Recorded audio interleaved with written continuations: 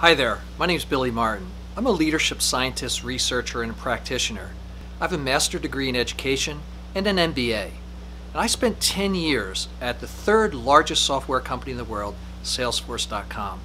My team designed, built, and delivered the Salesforce's 3-day classroom program to develop new leaders called BSL, which is Becoming a Salesforce Leader.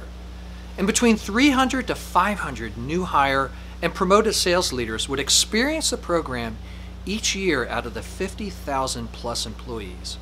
Now currently I lead a leadership development practice at healthcare software giant Dassault Systèmes Medidata, the company that supplies clinical trial software to over 80% of pharmaceutical companies in the world.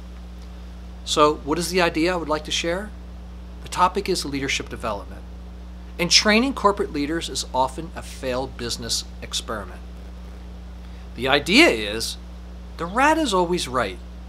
When it comes to developing future leaders, setting the proper environment is key to success because the rat is always right.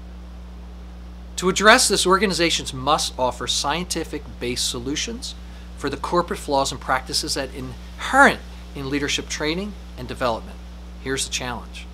Organizations routinely promote high-performing individual contributors into leadership roles with little or no experience in managing people. This is a recipe for failure. Our research over 10 years confirms previous theories on changing human behavior branches out from the experiments with rodents of American behavioral psychologist B.F. Skinner.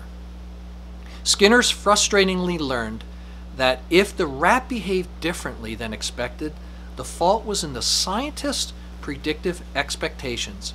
It wasn't the rat's fault. The rat, as Skinner is famously quoted, is always right.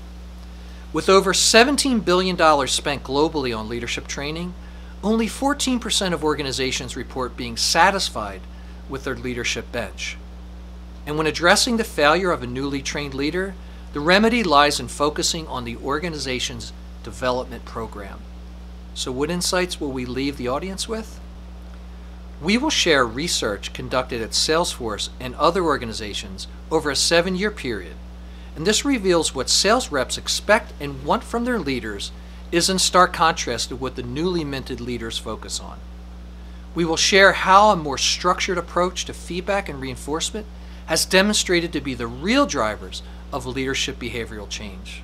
And finally, we'll share the critical organizational focus areas that can supercharge an individual or team's leadership development journey.